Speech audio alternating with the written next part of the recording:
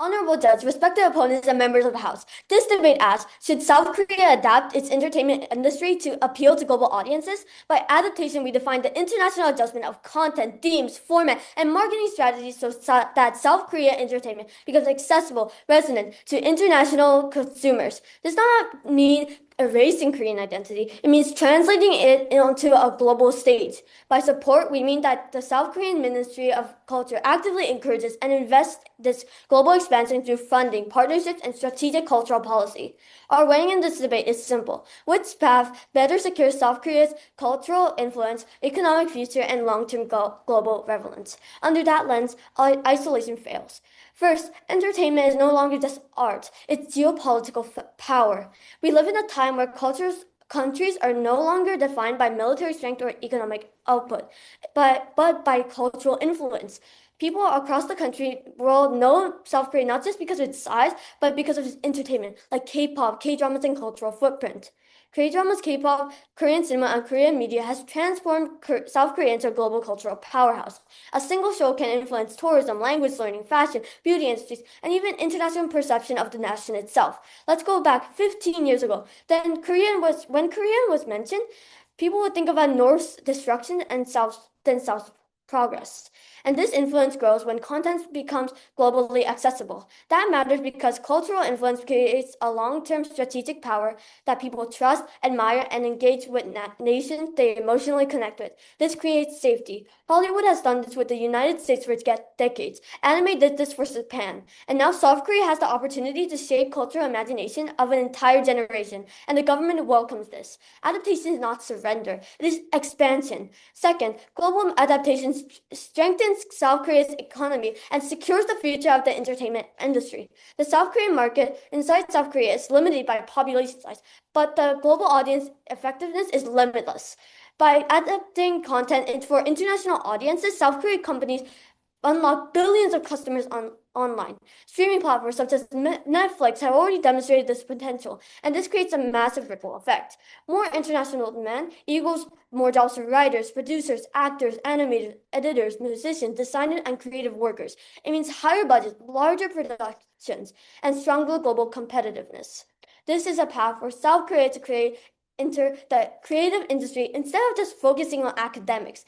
And entertainment allows South Korea to remain at the center of the global entertainment rather than the edge of it. Finally, adaptation does not destroy Korean culture. In many ways, it amplifies it. The opposition will likely argue that global appeal it dilutes authenticity. But history proves the opposite. The reasons that Korean entertainment became globally successful in the first place is because it carries uniquely Korean emotional storytelling, aesthetics, music, and social themes. Audiences did not fall in love with Korea because it copied the world. They fell in love with it because Korea showed itself to the world. Adaptation simply makes the identity easier to understand internationally. And when global audiences engage with Korean entertainment, they often become more curious about Korean language, history, cuisine, and traditions. Adaptation, therefore, becomes cultural transmission, not a cultural loss. For a policy that expands power, strengthens economic growth, and elevates Korean identity onto a global stage, we strongly urge you to stand with the proposition. Proud to propose. Before I start my arguments, I have two rebuttals to the government team. Now, my first one is that they said it didn't destroy Korean culture, but that is wrong because like to make to make like to make different to make people like Western people to like enjoy those things like they have to change a lot like the motion says it supports the adaptation of South Korean entertainment to appeal to global audiences. But the only way to do that is to change it. But if they change it, it's like changing the Korean culture, which is actually changing and destroying Korean culture. My second rebuttal is that like the first speaker of the government team said that like Netflix streaming platforms like they get lots of viewers um and that's good, but that's actually like wrong to just do that because like even if they get a lot of money um like it still ruins our culture and like it's kind of very like mean to the Korean culture. Now moving on to my our team's first arguments. It's our first argument is that adaptation will dilute, ruin Korean cultural identity. Judge, if we want to remind you that Korean entertainment became globally successful because it was distinct, not because it mimicked already successful Western media. It showed Korean emotions, Korean humor, and Korean conflicts. If the starts supporting content based on global appeals, creators will increasingly change their work to fit what foreign audiences already understand. This would probably happen due to the following two structural reasons. First, government funding creates incentives. If creators know that projects with global yes, How can you be sure that this will ruin Korean culture and not promote it? can you say that again? How can we be sure that this will ruin Korean culture and not promote it? The reason for that is because um, like we just said that when some like things like people like um Hollywood and those things like the creators they ask them to change parts of their things just to like match the expectations as their expectations of the Western and global community. Um, Now moving on, um, even if the ministry does not directly censor anyone, creators will self-censor. They will avoid stories that feel too local, strange, or too difficult to explain in international audience.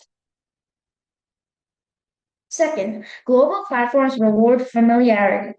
Um, International streaming platforms and foreign markets prefer stories that are easy to market across many countries. This means creators will be encouraged to use more universal plots, simplified cultural explanations, and familiar character types. For example, instead of presenting Korean family pressure through deeply specific issues like filial piety, family reputation, and sacrifice, creators may reduce it to a simple teenager wants freedom from strict parent story. Protocol. Judge, respected member of the House, as the Deputy Prime Minister, my role today is twofold. First, to reinforce the principal foundation laid by my Prime Minister, and second, to deepen this debate by showing why adaptation is not merely beneficial for South Korea, but necessary for survival as a cultural power in the 21st century. Firstly, I would like to respond to the opposing team's claims. First, they stated that it destroyed Korean culture and took away Korean identity because it adapted too much to global audiences. If adaptation truly destroyed Korean culture, then Korean culture would not be more globally recognized than ever before. The reasons millions of people know Korean language, food, fashion, and traditions today is precisely because entertainment adapted enough to become globally accessible while still remaining Korean as its core. It also gave us money to express ourselves proudly, while the government would argue that if we didn't have this power, then we will also lose our identity due to pressure to perform in the global world. But here, we have the power to keep our culture. Now, we can keep our values because we have the power. Our bench has already shown you that global adaptation expands Korean influence, strengthens the economy, and spreads Korean culture rather than destroying it. I would like to take this debate one step further. Because this motion is ultimately about whether culture should remain static in a world that is constantly changing, and history shows us something very important. The culture that endure are not the ones that resist globalization. First, adaptation shows South Korea to control its global narrative instead of letting others define us. For decades, Asian countries have often been represented through foreign eyes and simplified stereotypes or Western interpretations. But Korean entertainment changed that. When audiences watch Korean dramas, films, and music created by Koreans themselves, they experience Korean perspective directly. But to sustain that influence globally, Korean entertainment must remain understandable and accessible to international audiences. In a world dominated by algorithms, steamy wars, and infinite content competition, invisibility is a cultural death. Adaptation, therefore, becomes an act of cultural agency. South Korea is not allowing the world to rewrite Korean identity. South Korea is ensuring that Korean identity is the version the world actually sees. Second, adaptation creates cultural longevity. The opposition may romanticize purity and tradition, but culture has never survived by remaining frozen. Every major cultural force in history evolved through interaction. Even language itself constantly changes to survive across generations. So instead of weakening Korean culture, this has produced one of the strongest cultural waves in Korean history, the Hallyu wave. Why? Because adaptation increases emotional accessibility. People connect first through familiarity, then grow curious about difference. That is how cultural expansion works. Not by building walls around identity, but by opening doors into it. Finally, we must understand that this debate is not just about entertainment. It's about the future position of South Korea in the global order. South Korea is not a massive country geographically. It does not dominate enough natural resources or military scale. Its greatest strength is soft power, and soft power depends on relevance. The ability to emotionally influence millions of people across borders is one of the greatest strategic advantages a country can possess. And South Korean entertainment has already proven it can achieve exactly that. So this debate comes down to a very simple question. Should South Korea preserve its culture by isolating it from the world? Or should it preserve its culture by making the world fall in love with it? We chose the latter. Part to propose. Before I start our team's final argument, no, our team's second argument, I have one rebuttal to make. My rebuttal is that they said it doesn't destroy Korean culture and the world loves Korea because it has shown its true self. Yeah, we agree with the part where the world loves Korea because they have shown its true self, but is it really showing the true self if you get adaptations from global to appeal to global that's completely destroying Korean culture because culture means the Koreans' tradition and stuff. But if you like change it to get appeal to global audiences, then it's actually not culture. Now I'll move on to our team's second argument. Our team's second argument is that ministry support on adaptation damage creative freedom. Judge, we believe that art should be shaped by artists, not government strategy or corporate incentives.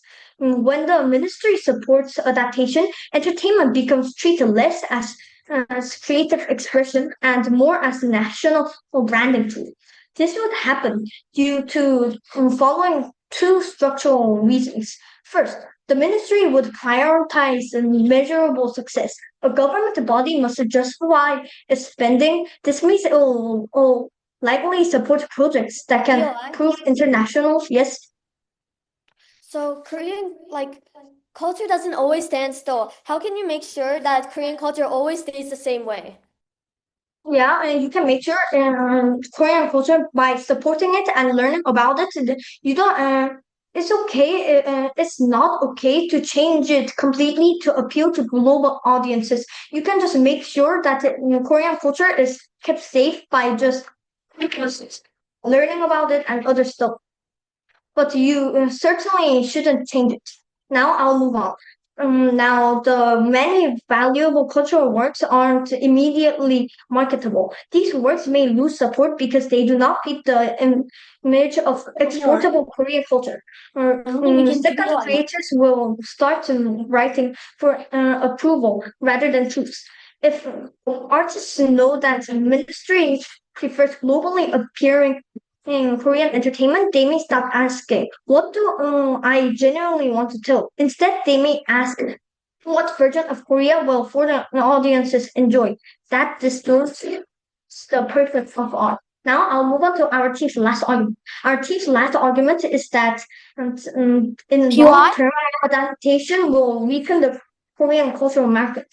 We believe that Korean cultural market became successful because no because it offers something different from Hollywood, Japanese media, and Western pop culture. If the ministry encourages Korean entertainment to constantly adapt for global audiences, the industry may gain short-term popularity, but it is in long-term competitiveness. First, adaptation makes Korean content less unique over time. At first, like global friendly Korean entertainment may attract more viewers because it is easier to understand. But if every drama, film, or song starts using the same universal contents, themes, and simplified social settings, the Korean content loses the very uniqueness that made people interested in it. If a Korean drama feels like a Netflix teen drama with Korean actors, audiences may eventually ask why not to just watch American, British, or Japanese content instead. Therefore, we proudly oppose to this motion. Thank you. Honorable Judge, respected member of this House, this debate was never simply about entertainment. It was about whether South Korea should fear globalization or lead it. And throughout this debate, our bench has consistently proven three things. First, adaptation expands South Korea's culture influence. Second, it strengthens economic and creative growth. Third, it spreads Korean culture rather than destroying it. Clash 1. Cultural loss versus cultural expansion. The opposition told you adaptation destroys culture, Korean culture, and pollutes culture identity. But this argument collapses under reality itself. If Korean culture was truly being destroyed, then why is Korean culture more globally recognized today than at any point in history? People worldwide are learning Korean, eating Korean food, listening to Korean music, and watching Korean drama personally because Korean entertainment became globally accessible. That is not Korean. This is culture ensure. That is culture expansion. And our side never argued for abandoning Korean identity. We argue for presenting Korean identity in ways global audiences can connect with. Because culture does not survive by hiding from the world, it survives by influencing it. Clash 2, static culture versus evolving culture. The opposition romanticized the idea that culture must remain pure and untouched. Yet, they did not address any of the harms of South Korea culture, not seeing how expanding our culture can allow us to grow as globally citizens while keeping the strong cultural aspects of our world alive. And Korean entertainment itself is already built upon adaptation. K-pop combines Korean identity with global music styles. K-dramas use universal emotions like while maintaining uniquely Korean storytelling. The result, the Hallyu wave. One of the most powerful culture movements is modern history. Our side understands the evolution is not pollution. Evolution is survival. Clash 3, global rebellions. Most importantly, this debate is about South Korea's future position in the world. It is about our safety and ensuring that we can continue to grow both to improve and also to keep our culture strong. Our side ensures that Korean entertainment continues shaping global culture instead of being overshadowed by it. Because adaptation allows South Korea to control its own narrative internationally rather than allowing other countries to define it instead. We will make changes yet. Those changes allow the core of Korean culture to shine all around the world. So, this debate ultimately comes down to one question. Should South Korea preserve its culture by isolating it from the world? Or should it preserve its culture by making the world fall in love with it? On side fears globalization, our side leads it. And for the reasons, we are proud to close the proposition, proud to propose. People love Korean culture, from Korean drama to the exciting K-pop music that changed the world. The reason Korean culture has been so popular is because of its uniqueness. But now Western countries are changing that unique Korean culture into something Western-like. We think that if South Korean entertainment adapt, it will destroy Korean culture. Now, moving on to my three clashes.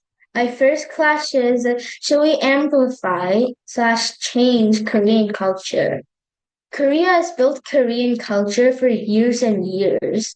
Korean culture, uh, Korean culture wasn't always the same. Korean culture has been tweaked until Korean culture has been what it's like today.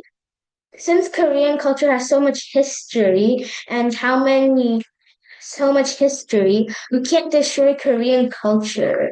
We have to respect people who worked hard to make Korean culture. Now, Western countries might tweak Korean culture into something that isn't really that unique or to Korea like. Now, our second clash is adapting in Korean culture good for Korea? We think that the answer is no, because changing classic Korean culture is bad. Like I said, we need to respect all the people who worked hard to make Korean culture how it is like today. Getting, mm, yeah. So Korean culture, if the Korean culture gets tweaked, how is it going to be more unique and how is it going to be different than like American music or Japanese drama? My third and final clash is should we care for Korean culture? Our team doesn't want Korean culture to become Western values. Western countries will change Korean culture to become like Western like. So we want to keep Korean culture the way is and it is. So Korean culture. So like I said, the reason Korean culture is unique is because like the reason Korean culture is popular because Americans or other countries didn't see anything like Korean culture until it was released, and they want to see more of Korean culture. But if we tweak the Korean culture without telling them and release it, it's gonna be bad for Korea because Korean culture wasn't really that Korean because when Korean culture gets uh, adapted, people will think that is the classic Korean culture, even though real Korean culture is different. And yeah, that being said, our team thinks that Korean culture shouldn't be tweaked and it should be the way it always was. How to oppose. Before I'll just move on because I have no rebuttals. So here, this debate was mostly about how, like, if it should be appeal to global audiences, and if we should go and like adapt to it. But I think our side team opposition has more clearly and um, more clearly said and explained and gave arguments about why just plain Korean culture should be more of an entertainment to global audiences than a changed ones. And also, we stated more clearly and gave more arguments about the South Korean Ministry of Culture give like supporting these and why we should not let them support the adaptation of South Korean entertainment to like appeal to global audiences and stuff. Thank you. Honorable Judge, members of the House, this debate ultimately comes down to one central question. How does a culture survive in a globalized world? And on that question, government was unquestionably stronger. The opposition wanted you to believe that adaptation destroys Korean culture and pollutes central cultural identity. But if adaptation truly destroyed Korean culture, then Korean culture would not be more globally recognized today than ever before. People across the world are learning Korean, watching Korean dramas, listening to K-pop, and engaging in Korean tradition precisely because Korean entertainment became globally accessible. That is not cultural loss. That is cultural expansion. Secondly, the opposition romanticized the idea that culture must remain untouched in order to stay authentic. But history proves the opposite. Every influential culture evolved through interaction. Jazz evolved through fusion. Hollywood evolved through international markets. Even language changed to survive across generations. And Korean entertainment itself is already built upon adaptation. The Hallyu wave became powerful because it balanced Korean identity with global accessibility. Evolution is not pollution. Evolution is survival. Finally, proposition understood something that the opposition failed to grasp. Soft power depends on relevance. In a world of streaming platforms, algorithms, and infinite competition, refusing adaptation does not preserve Korean influence. It isolates it. And once cultural attention disappears, influence disappears with it. Our side ensures that South Korea continues shaping global culture instead of fading from it. So this debate was never about abandoning Korean identity. It was about whether Korea should hide its culture from the world or make the world fall in love with it. One side feared globalization, one side chose to lead it, and one for cultural influence, global relevance, and the future of South Korea itself. We are proud to stand with the proposition. Proud to propose.